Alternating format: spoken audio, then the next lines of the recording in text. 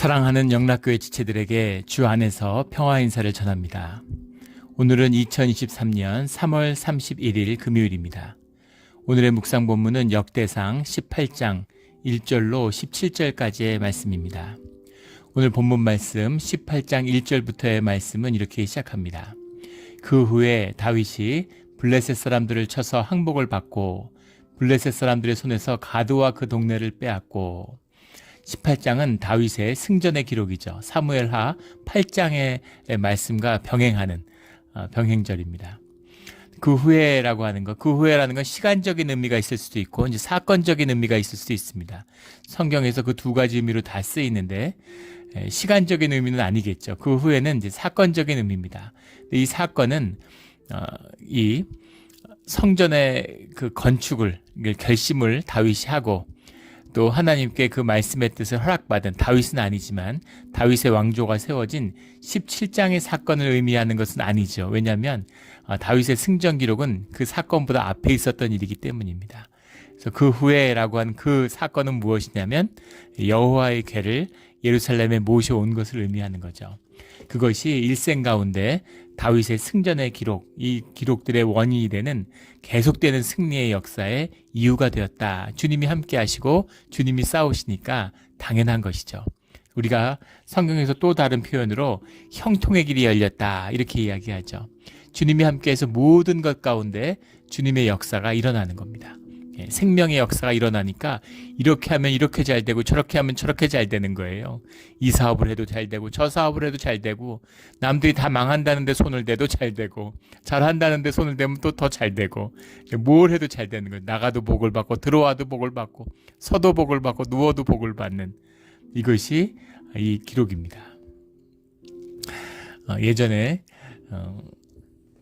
성도님들이 그런 고백, 한 가정이 그런 고백을 하는 것을 들은 기억이 나요. 그 집사님 가정이 이제 이민을 왔는데 많은 이민자들이 다 했던 경험이죠. 너무너무 어렵고 힘드셨다는 거예요. 정말 살 길이 막막한. 한국에서도 아무 꿈이 없어서 왔는데 여기 와도 참 힘들었다는 겁니다. 그래서 와서 할 게 없으니까 이제 여기 캘리포니아에서 농사 짓는데 가서 이제 그런 농사일이라도 좀 도와서 이제 하루 벌이라도 해야 되겠다 이러고 갔는데 그 스페니쉬를 못 한다고 그래서 다 멕시칸들이니까 스페니쉬로 다 이제 일을 하고 이제 일을 시키는데 스페니쉬를 못 한다고 일을 안 주더라는 거예요. 항상 손이 부족하잖아요, 농사일이라는 거는.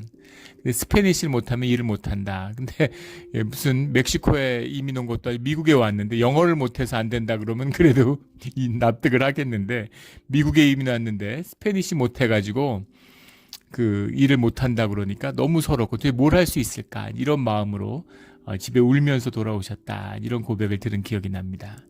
근데 시간이 지나고 나니까 지금 와서는 너무너무 잘 사시는 거죠. 뭐 자녀들도 다 잘 되고 또 예전에 우리 그 LA 그 영락교회 장로님 한 분이 우리 교회 방문해서 그 브라질 이민에서부터 LA에 오기까지 LA 영락교회가 개척되는 과정을 정말 눈물을 흘리시면서 이렇게 식사를 하면서 말씀을 들었던 기억이 나요. 그러면서 그 정말 듣는데 저도 가슴이 뜨거워지고 눈물이 나더라고요. 정말 신기할 정도로 우리 그 LA 영락교회 개척했던 그 멤버들 중에 어렵거나 안 된 분이 한 분도 없다고, 다 잘 됐다고, 다 무슨 일을 하든 다 잘 되고, 처음에 와서 다 부둣가에서 일하고, 여자들은 봉제 공장에서 일하고, 남자들은 다 부둣가에서 하역하는 노동자 일을 했는데 믿을 수가 없다고, 다 어떻게 이렇게 잘 사는지, 다 좋은 집에 살고, 자녀들도 다 공부 잘하고, 다 명문대 가고, 다 잘 됐다는 거예요. 참 신기해. 주님이 아니면 어떻게 이런 일을 하시겠냐, 이런 고백을 들은 길이 납니다. 주님 잘 믿어서 주님이 물질적으로 축복하셨다. 그것이 주님이 주신 축복의 다는 아니지만 분명히 주님의 축복의 일부죠. 그리고 그 축복과 생명의 그 축복이 같이 따라다닌 겁니다. 당연한 것이죠. 당연한 것이죠.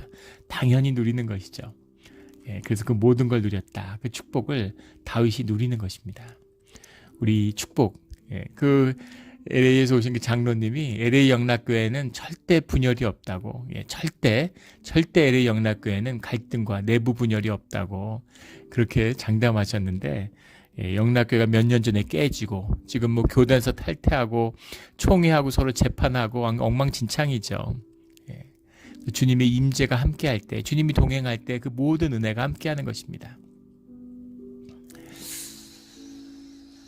우리 주님이 함께하심으로 주님의 축복을 누리며 또 받는 우리 영락 공동체가 되기를 주의 이름으로 축원합니다. 다들 경험하셨을 거예요. 저희 이제 7년째가 돼서 처음으로 가정 신방은 했지만 사업장 신방을 처음 합니다. 지금 진행하고 있죠. 근데 제가 가서 그런 말씀을 드려요. 처음 왔을 때 교회 장로님이 사업에서 겪은 어려움들을 얘기하시더라고요.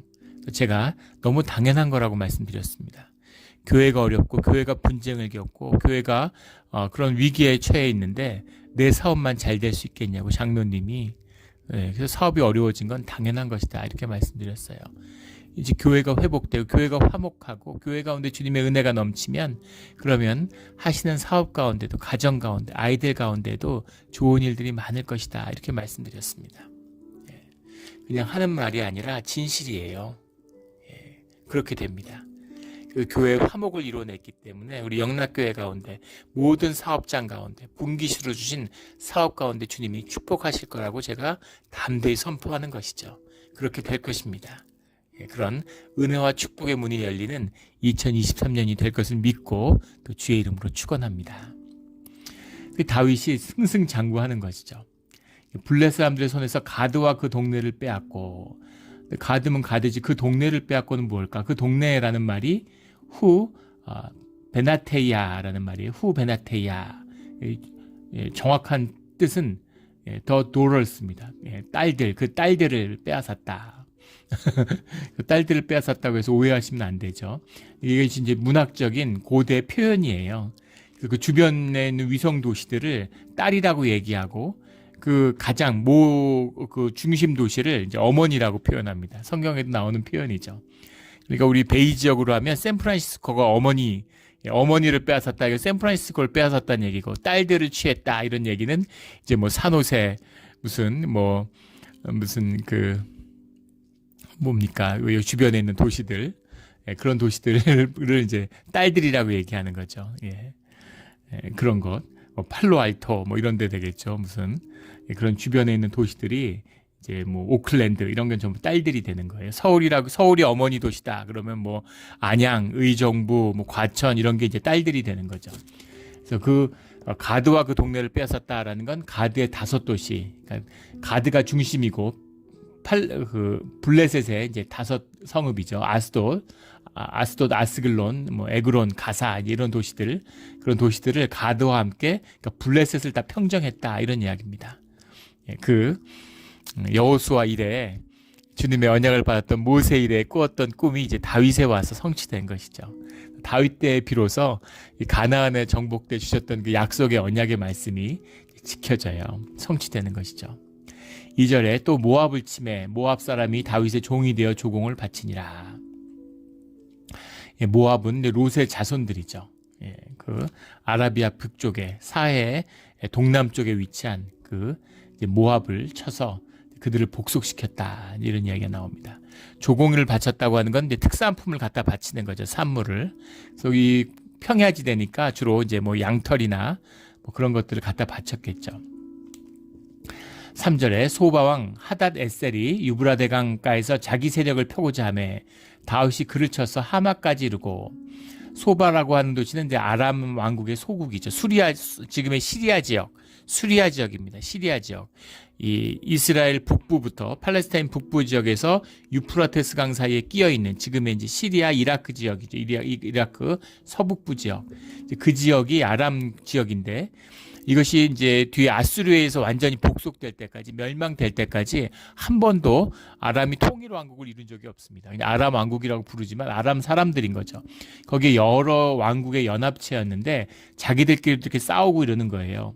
근데 그 가운데 이제 강국이었던 가장 강국이었던 소바의 왕국을 이제 점령했다 이런 얘기죠. 하닷이라는 게 이제 아람의 태양신이라는 것, 애굽은 태양신을 라라고 하는 것처럼 이제 아람 사람들은 하닷이라고 부르는 거죠. 하닷 에셀은 이제 우리 에벤 에셀하는 그 에셀입니다. 도우십니다. 그래서 태양신이 도와셨다 이런 이야기죠. 태양신은 자비하시다 뭐 이런 얘기입니다. 하다데셀이 유브라덴 강가에서 자기 세력을 펴고자 하며 다윗이 글을 쳐서 하마까지 이르고, 모세가 처음에 12명의 이 정탐꾼들을 팔레스타인 지역에 보냈을 때 북방 한계선이 하맛이었죠. 그래서 그 지역, 그 가나안 땅을 이제 선물로 받고 그것을 정탐했던 그 모든 지역을 완전히 수복했다라는 것을 볼 수 있습니다. 수복했다고 하긴 처음이니까 처음으로 점령을 완성하게 된 것이죠. 다윗 왕 때에 이르러서 비로소 주님의 약속이 성취된 것이죠. 이것만 봐도 약속을 주셨다고 해서 그 약속이 반드시 성취되는 게 아니라, 약속의 성취는 제가 하는 거. 주님이 약속하셨잖아요. 주님이 나가서 싸워주시겠다고 하는데 내가 안 싸워요. 그러면 뭐 주님이 나는 쉬라고 두고 주님이 나가서 싸워서 저한테 전리품을 주시나요? 그렇게 하지 않으신다는 거죠. 그게 무슨 의미가 있겠습니까? 아무 의미가 없죠. 우리의 삶이 성장하고 우리가 영생을 누리는 학교잖아요. 공부하라고 학교 보냈는데 그 부모가 시험을 대신 쳐줘요. 그게 무슨 의미가 있겠습니까?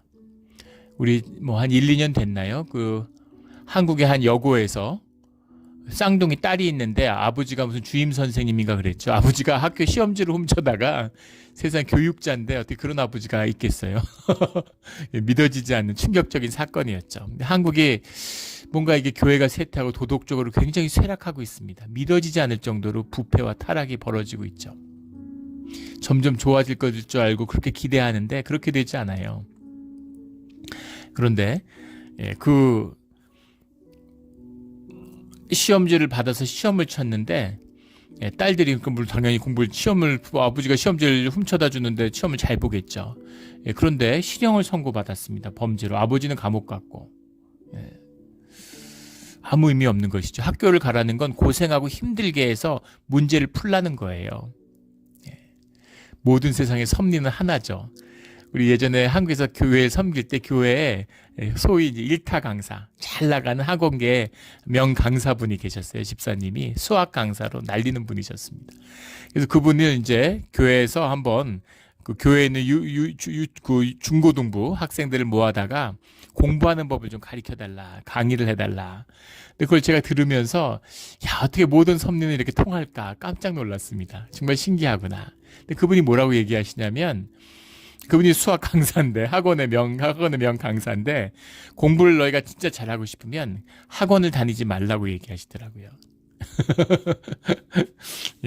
학원을 다녀서 망하는 거다, 이렇게 얘기를 하세요. 학원 강사인데.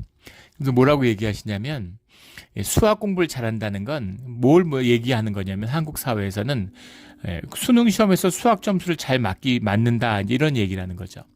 수능 시험은 뭘 테스트하는 것이냐면 수리 능력을 테스트하는 거라는 거예요. 문제를 이해하는 능력을 보는 거나 문제를 풀 수 있는 그런 능력을 구하는 것이 아니라 수리 능력, 문제를 푸는 능력이 얼마나 어느 수준에 이르렀느냐 하는 걸 보는 거라는 거예요. 근데 문제를 아무리 깊이 이해해도 그렇다고 문제를 정해진 시간에 풀어서 좋은 점수를 받는 건 아니라는 겁니다. 왜냐하면 이해력이 아무리 뛰어나도 문제를 풀 때 실수하잖아요. 그래서 수리력을 푸는 가장 좋은 능력은 뭐냐면, 함양시키는 문제를 계속 푸는 거라는 거예요. 문제를 계속 어렵지만 힘들지만 계속 풀어야 된다는 겁니다. 매일 풀어야 된다는 거예요. 매일 그냥 쭉 문제를 풀면 푸나 마나, 그렇게는 공부 하나 마나라는 거죠. 시간을 정해놓고 정해진 시간 안에, 딱 정해진 시간 안에 문제를 풀어야 된다는, 우리가 새벽 기도하고 묵상하는 거하고 똑같습니다. 그래서 씨름을 하고 힘들게 그거를 씨름을 하고 계속 문제를 붙들고 있어야 수리력이 늘어난다는 거예요. 아무리 명강의를 듣고, 명강의를 들으면 이해한 것 같죠. 그런 것 같죠. 그런데 그걸로 되는 게 아니라는 겁니다. 그렇다고 실력이 는 것 같은 기분은 들지만 는 게 아니라는 거예요. 우리가 피트니스 하는 거, 그걸 계속 봐도 근육이 늘어난다 그러죠. 뇌의 신비죠. 운동하는 걸 지켜만 봐도 내 근육이 늘어난대요. 정말 신비한 우리의 몸입니다. 그런데 그렇게 아무리 봐도, 1000시간, 10,000시간을 봐도 내가 1시간 직접 피트니스 운동을 직접 아령 들고 운동하는 것, 그거에 미치지 못하는 거죠. 직접 해야 된다는 겁니다. 몸에 부딪히고 몸이 힘들어야, 그래야 몸의 능력이, 운동의 능력이 늘어나는 거죠. 믿음도 마찬가지죠. 신앙을 말씀대로 살아야 그 어려움과 고통 속에 살아야 신앙의 능력이 생기는 거죠. 어려운 일을 믿음으로 이겨내야, 그래야 믿음이 내 능력이 되는 겁니다. 우리 삶을 삶으로, 우리 삶의 능력을, 신앙의 능력을 몸으로, 믿음을 우리 몸으로, 능력으로 살아가는, 누리는 우리 신앙의 자리가 되기를 주의 이름으로 축원합니다. 그래서 하마까지 그 세력을 펼쳤어요. 다윗의 완전한 승리입니다. 4절에 다윗이 그에게서 병거 1000대와 기병 7000명과 보병 20000명을 빼앗고 다윗이 그 병거 100대의 말들만 남기고 그 외의 병거의 말은 다발의 힘줄을, 말의 힘줄을 끊었더니, 발의 힘줄을 끊으면 이제 그 말들이 힘을 제대로 못 쓰고 최소한 달리지를 못하겠죠. 뛰지는 못하는 겁니다. 그러니까 이제 전쟁력으로 못 쓰게 하는 것이죠. 일반적으로는 뭐 쓸 수 있겠죠. 근데 왜 100대의 말들은 남겼을까? 왜 말들을 쓰지? 그 귀한 말들. 이때 말이라는 건 지금 자동차보다도 훨씬 귀한 것이죠.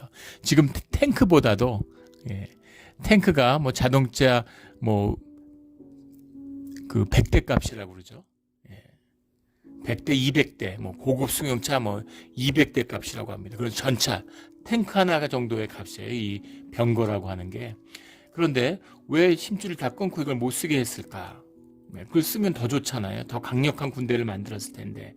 이것은 여호수아서 11장에 나오고 신명기 17장에 나오는 마병과 병거와 말을 의지하지 말라는 주님의, 오직 주님만을 의지해라 라는 주님의 말씀이죠. 내가 돈을 가지면 돈에 의지하고, 내가 학력이 있으면 학력에 의지하고, 기술이 있으면 기술에 의지하고, 인간이 그런 마음이잖아요. 그런 거 의지하지 말고 주님에게만 의지해. 그래서 가장 약하고 별 볼일 없던 이스라엘이 주님께 의지함으로 다윗의 왕국을 이뤄낸 것이죠. 그래서 이 말씀을 따르는 겁니다. 이 말씀대로 내가 힘에 의지하지 않고 주님에게만 의지하겠습니다. 그러니까 다윗이 그런 사람이었다라는 얘기죠. 그런데 왜 없애려면 다 없애지 100대의 말들은 남겼을까라는 거죠. 이거를 다 좋게 옹호해요. 왜냐하면 뒤에 나오는 여러 가지 이런 노도 뺏고 금은도 뺏고 이걸 성전에 복납하려면 그걸 실어가는 말이 있어야 될 거 아니냐. 그래서 병거를 100대는 남겼다. 이렇게 얘기하는 거죠. 마차에 실어가면 되지. 말에 실어가면 낙타나 무슨 당나귀, 말보다 당나귀가, 낙타가 훨씬 더 짐을 많이 옮깁니다. 비교가 안 되죠. 당나귀가 말보다 몇 배나 더 많은 짐을 나를 수가 있죠. 체격은 더 작지만 물도 덜 먹고 밥도 덜 먹고. 그런데 왜 병거를 남겼을까? 병거에 실어가려고 그렇게 많은 역사적 주석들이 달려 있어요. 근데 그건 억지라고 봅니다. 그래도 한 100대는 필요하다고 생각을 했던 것이죠. 이게 다윗의 허점이에요. 다윗이 인간적으로 또 그의 가정에서도 하나님의 말씀을, 주님을 사랑하고 주님의 말씀대로 살고자 하는 마음이 있어요. 근데 그걸 온전함을 못 이루는 것이죠. 99%만 하는 겁니다. 98% 하는 거예요. 근데 왜 다윗이 100%를 못했어? 하려면 100%를 해야지. 10%, 20%도 못하는 우리가 정죄할 수 있는 것은 아니죠. 근데 주님이 그것을 말씀을 받으셔서 100%의 헌신으로 받아주신다는 겁니다. 그렇다고 해서 다윗의 허점이 다윗의 굴레가 되지 않는다는 건 아니에요. 그것 때문에 다윗이 쓰러지지는 않지만 건강하기 위해서 담배 끊어라. 담배 계속 펴요.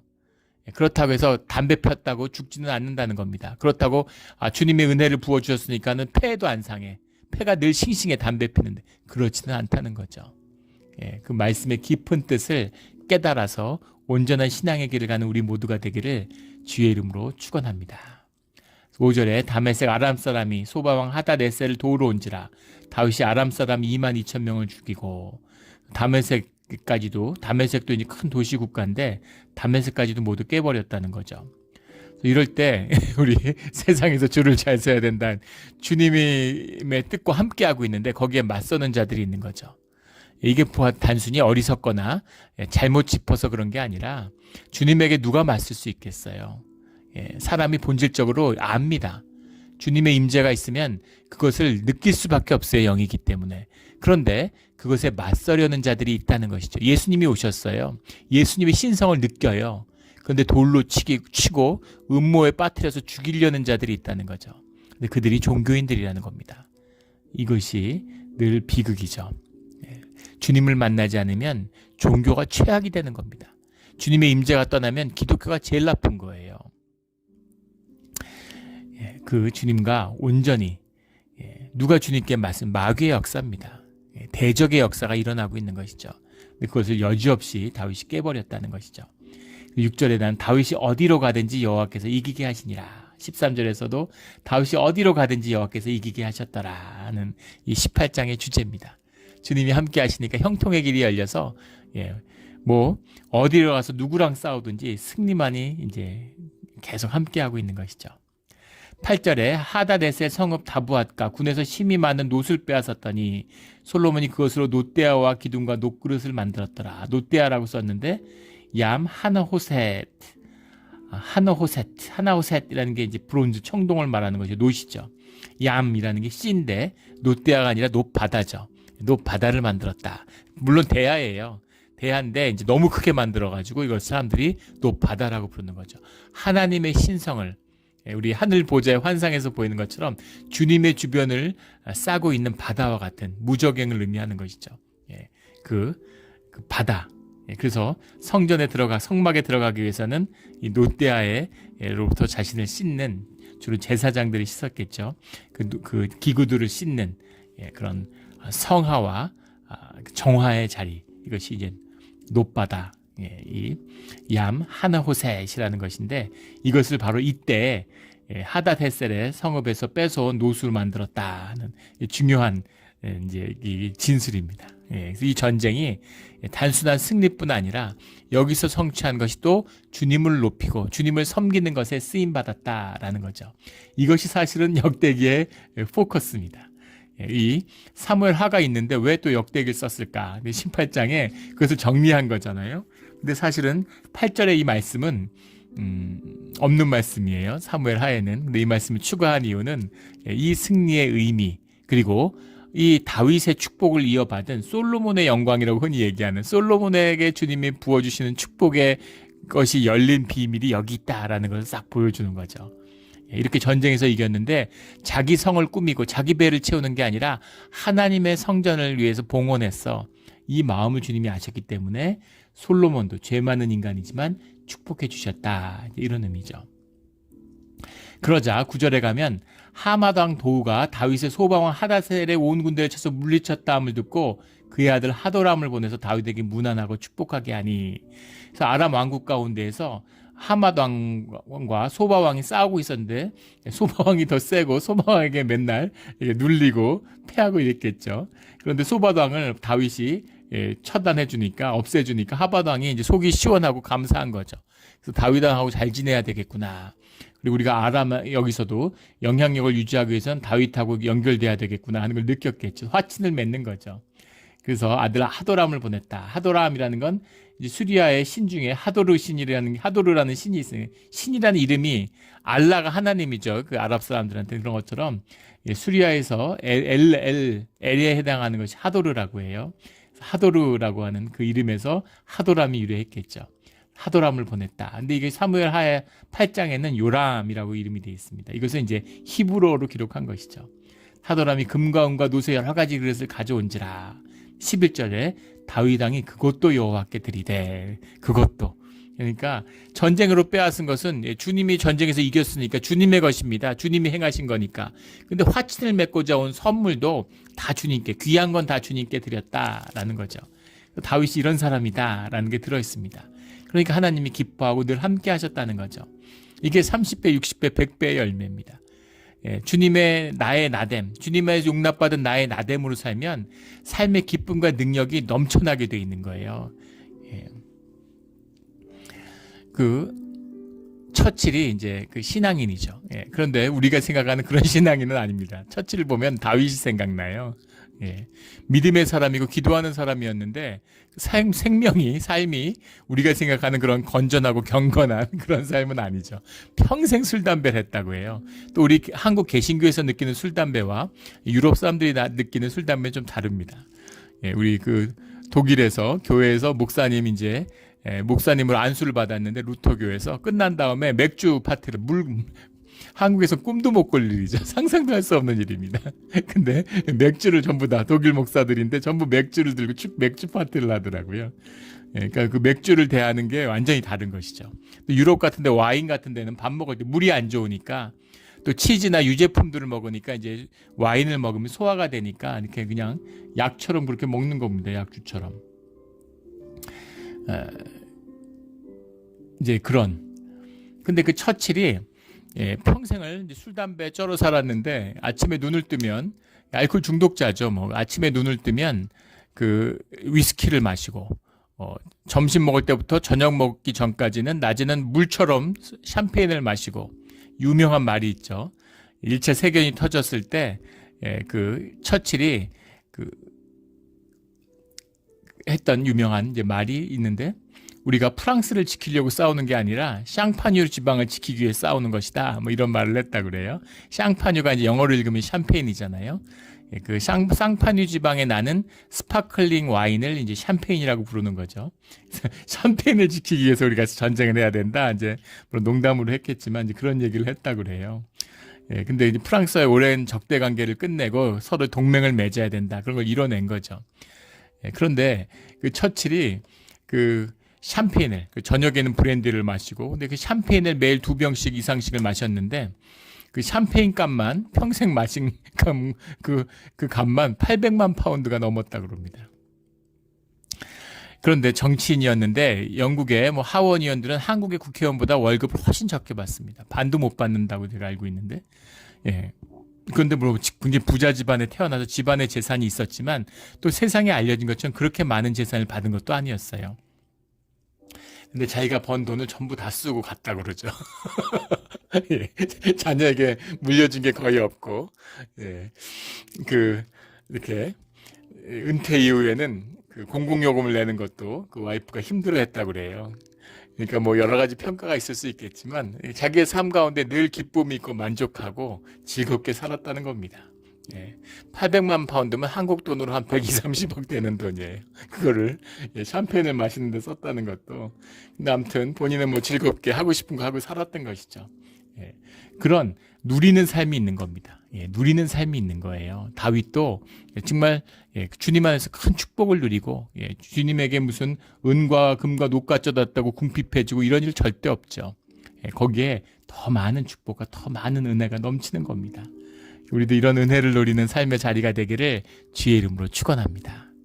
은혜 위에 은혜를 더하시고 인색함 가운데 점점 더 인색함이 임하는 거죠. 인색하면 점점 어려워져요. 근데 부요하고 은혜를 나누면 점점 더 부요해집니다. 좀 부요함의 비밀을 누리는 우리 모두가 되기를 주의 이름으로 축원합니다. 주님이 주신 거니까 누릴 수 있는 거죠. 내 건데 아까워서 어떻게 누립니까? 내 눈물과 피로 돈 벌어서 이렇게 모았는데 절대 못 쓰죠. 그거 못 써요. 주님이 은혜로 주신 것이기 때문에 쓸 수 있는 겁니다. 그 은혜로 살아가는 우리 모두가 되기를 주의 이름으로 축원합니다. 11절에 그것도 여호와께 드리되 빼앗은 은금과 함께하여 드리니라 이렇게 되어 있습니다. 12절에 수리아의 아들 아비새가 소금 골짜기에서 에돔 사람 88,000명을 쳐 죽인지라. 이거 한 줄로 짧게 쓰고 있는데 이 에돔과의 전쟁에서 에돔을 완전히 제압한 거. 역사적으로 에돔은 에서의 후손이잖아요.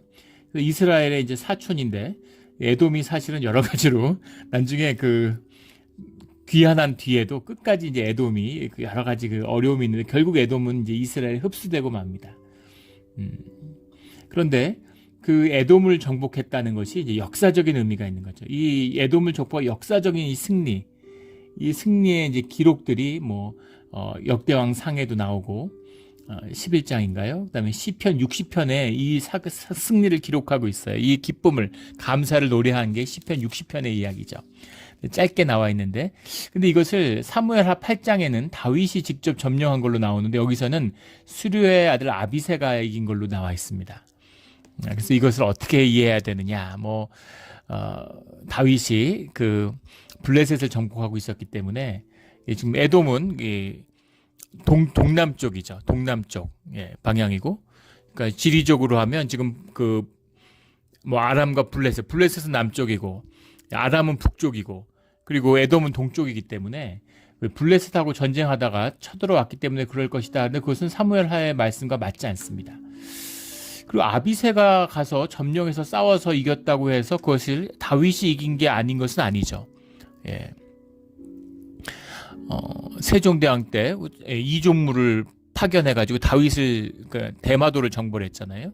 세종대왕이 세종대왕이 대마도에 가지도 않아요. 부산포에도 안 갔어요. 한양성에 머물러 있었는데 이종무가 가서 점령한 것이죠. 하지만 세종대왕이 정벌했다고 세종실록에도 기록되어 있습니다. 왕이 시켜서 간 거잖아요. 예. 그 사단장이 대대장을 시켜서 고지를 점령했는데 사단장이 이 명령에서 이뤄낸 승리죠. 대대장이 뭐 소대장한테 시켜 소대장이 올라갔다고 해서 소대장이 점령했다 이렇게 얘기하지는 않잖아요. 그런 의미로 이해할 수 있는데 문제는 사무엘 하에 나오는 다윗의 구체적인 승리를 이야기하고 있는 겁니다. 구체적인 관여를 증언하고 있어요. 근데 이야기는 사실은 충돌한다고 볼 수 없는 게 아비새가 먼저 가서 싸우고 다윗이 뒤에 가서 수습을 했겠죠. 일단 빨리 군대를 보내야 되니까 선발대가 가고 후에 이제 다윗의 본진이 가서 모든 전쟁을 제압하는 그런 형태가 됐을 것이다. 근데 결론은 다윗이 어디로 가든지 여호와께서 이기게 하셨더라. 이것이 핵심인 거죠. 그리고 14절부터 다윗이 온 이스라엘을 다스려 모든 백성에게 정의와 공의를 행할세. 다윗이 통치가 임했을 때 정의와 공의라는 말은 정말 성경에 수없이 나오는 구약에 나오는 말씀이죠.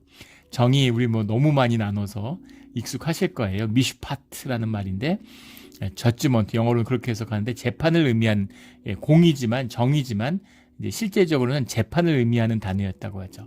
재판을 올바르게 한다, 공정하게 한다 이런 의미입니다. 공의라는 건 이제 너무 많이 나온 체데카라는 말이죠.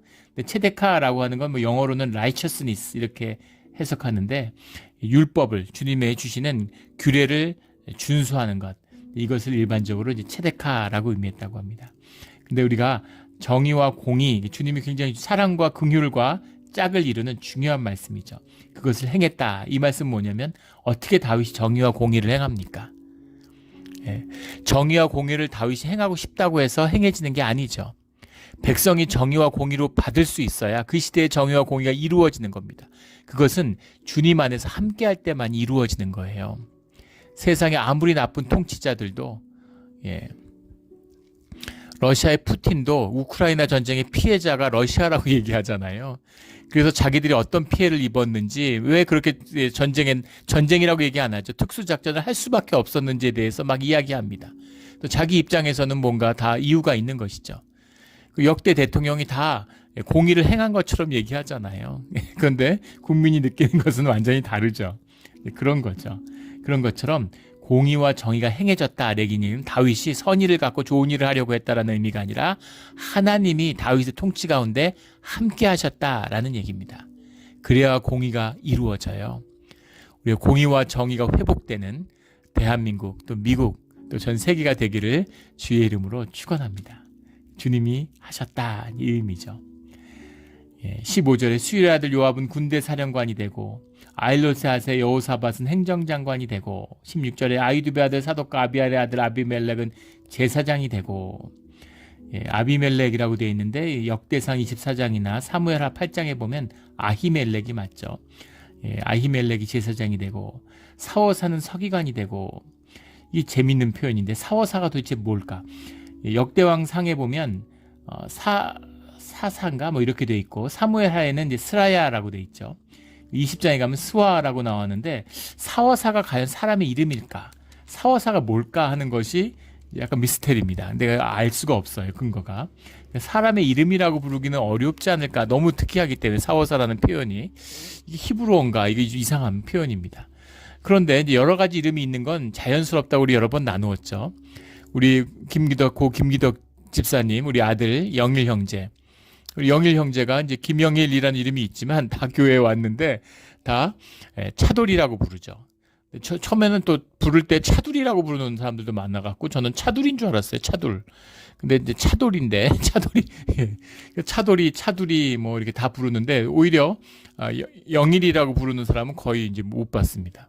근데 우리가 공식적으로 쓸 때는 또 김영일이라고 쓰잖아요. 그런 것 같이 여러 이름이 이제 있는 거죠. 부르는 이름마다. 그렇게 이해하시면 되겠습니다. 17절에 여호의 아들 분하야는 그렛 사람과 블렛 사람을 다스리고 다윗의 아들들은 왕을 모시는 사람들의 우두머리가 되니라. 근데 이게 이제 여러 가지 논란이 있는 이제 문장 중에 하나인데, 그렛 사람과 블렛 사람이 뭐냐라는 겁니다. 그래서 분하야는 우리가 잘 알고 있는 그 아들 분하야는 다윗의 장군이죠. 근데 그렛 사람과 블렛도 이 경호실장 같은 이제 그런 역할을 하는 사람인데, 그렛 사람과 블렛 사람을 다스렸다는 게 무슨 얘기인가라는 거죠. 네. 그래서 이것을 이제 블레셋의 족속이다 이렇게 보는 입장이 있습니다. 블레셋의 족속이라고 본다고 하면 분하야는 계속 다윗의 근처에 있었기 때문에 블레셋에 가서 다스렸을 리는 없죠. 그래서 분하야가 이끄는 부대, 다윗의 경호부대가 블레셋의 사람 그렛과 블렛 족속으로 이루어진 게 아니냐라는 해석이 있습니다. 근데 그것은 좀 그렇게 보기 어려운 게, 신정국가고 다윗 안에서 이스라엘이 하나 되는 걸 경험했는데 다윗의 경호부대가 블레셋 사람들로 이루어졌다? 그거는 상상하기 어렵죠. 그런 일들이 흔히 있었습니다. 지금도 그렇죠. 지금도 사우디나 뭐 이런 데 가면은, 뭐 UAE 이런 데 가면 그 경호부대 이런 것을 용병들을 쓰는 거예요. 외국인 부대를 씁니다. 자기네 부대를 믿지 못해요. 중동의 대부분의 왕정 국가들이 그렇다고 그러죠. 자기 국민을 못 믿는 거예요. 그래가지고 외인 부대를 써서 이제 경호 부대로 쓰는 겁니다. 근데 이스라엘에서 이렇게 뭐 이방인들을 데려다가 다윗의 궁전에 머무는 군대로 썼다? 이거는 말이 안 되죠. 이것은 말이 안 되는데, 근데 이걸 문맥적으로 봤을 때 그렛이라는 말이 하케레티라는 말입니다.